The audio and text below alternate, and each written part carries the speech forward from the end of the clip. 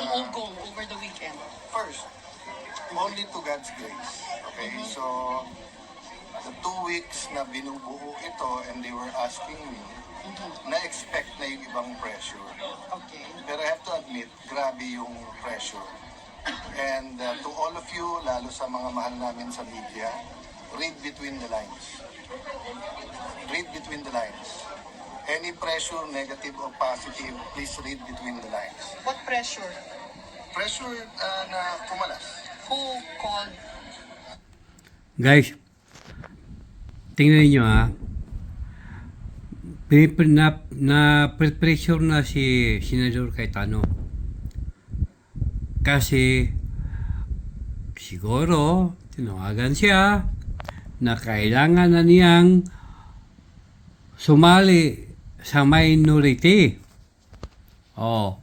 Ibig sabihin, ito si Senador Cayetano, may mga pangako na. Sana naman si Senador Cayetano ay hindi madala sa pangako ng administrasyon. Okay guys, pakinggan natin muli. Alam naman ng lahat. So, ang aking inuulit na message, we're here to collaborate.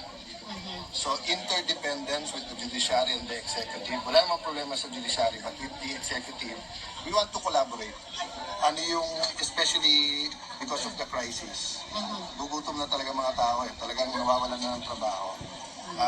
I don't blame them for trying, but mas marami nasasaktan habang tinatry. Tapos yun nga, katulad ng NBI, kagabi, lumabas, may talaga, gunpowder. So, nagsisinungaling talaga sa presidente. So, there's a lot of lies, deception, miscommunication ongoing. But yung members namin, we say, we'll hold together. Manipis talaga, kaya grabe yung pang-intriga, grabe yung pakiusapan. May attempt kanina dun sa committees. Having said that, we're all professionals and I don't blame the minority. Nung nasa minority kami, Tinan mo guys Grabe hindi pa nga sila dumating sa punto na pagpalit ng Blue Ribbon Committee. Wala pa sila sa punto doon. Kaya pressure talaga ang inabot ni Senador Cayetano. Sana huwag siyang mabili sa mga pangako, huwag siyang mabili sa pirang-pirang nakaw ng bayan. Sana po manindigan si Senador Cayetano para sa tama. rin namin maging majority. Diba? So, ang tinutulay ko is that basta doon lang tayo sa tama pare-pareho, we're willing to work with you. Pero yung hahawakan nyo kami sa liig or magdidikta, especially kung papunta tayo sa changing the constitution, medyo malabo kami. Obes, ibig sabihin, talagang may kinausap na siya. Kaya hindi, sabi niya, hindi pwedeng hawakan kami sa liig. Mabuhay ka, Senador Cayetano. Pakinggan natin guys ang maigi. How does that feel like? Parang you're walking on eggs. Ganun kayo na very thin line. It's what? 13, 11? And then yung dalawang The last time I felt like abstain, this was during the time ng Hello Garcia. Kasi it's just so pure.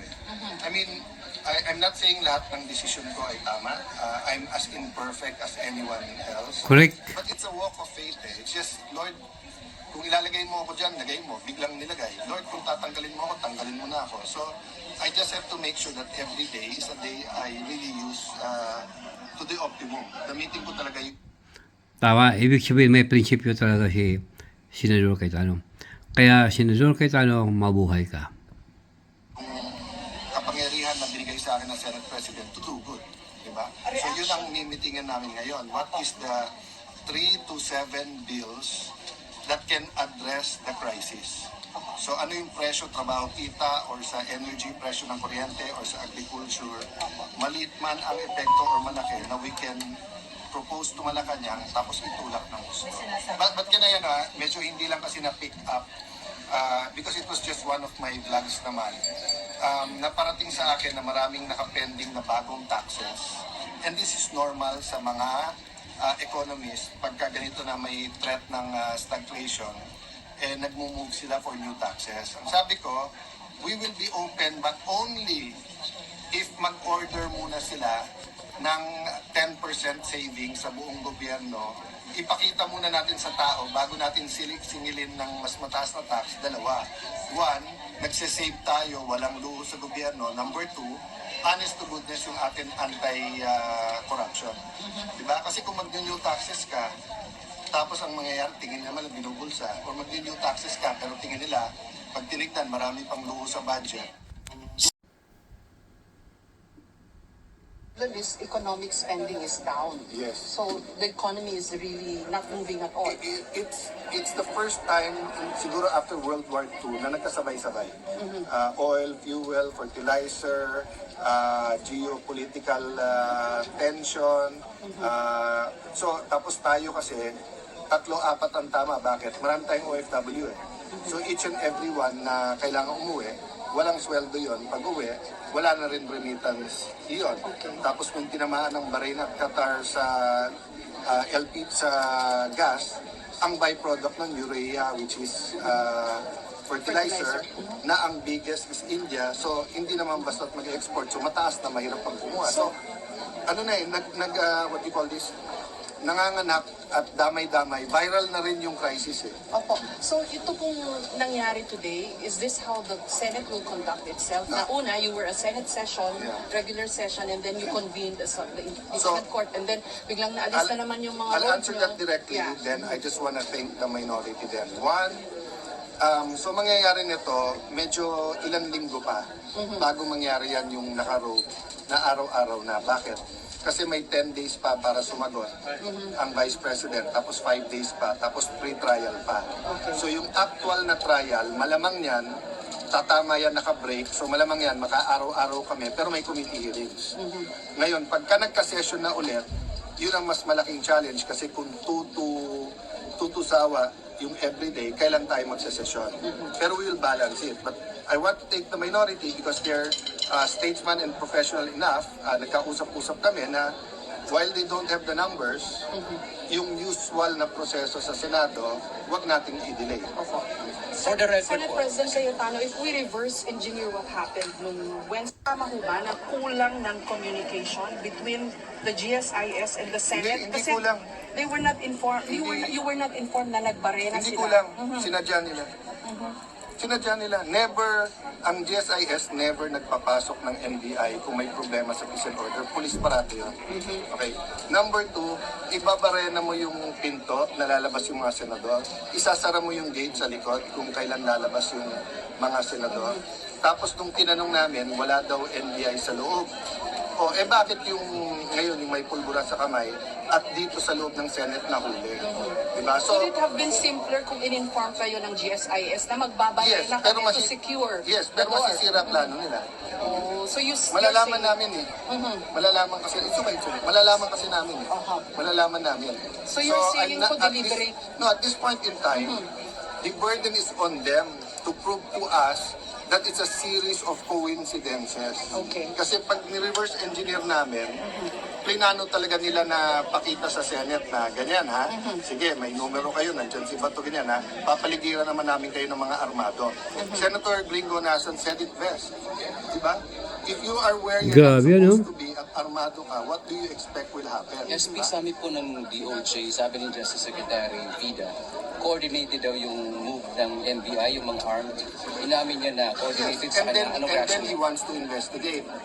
Gusto ni Secretary Vida mag-imbestiga ang NBI DOJ, pero sila ang dapat imbestigahan eh. Kaya nga ang message ko sa kanya, hindi ka pwedeng Vida kung kontra-Vida ka. Correct. Okay? So kung gusto mo mag-imbestiga, kailangan neutral ka. Si Secretary John Vic, hindi ko kasama sa politika. Si Secretary John Vic, maraming policies namin, hindi niya gusto. Mabuhay ka, Secretary Pero Vic. dito, malinaw. Remulla. Impartial, sabay tayo, ano kailangan mo sir? Kailangan ko CCTV, sinabit namin.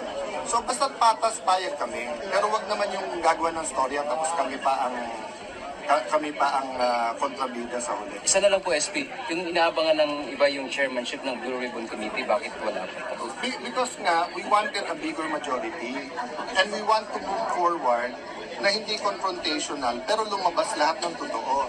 So we're considering everyone.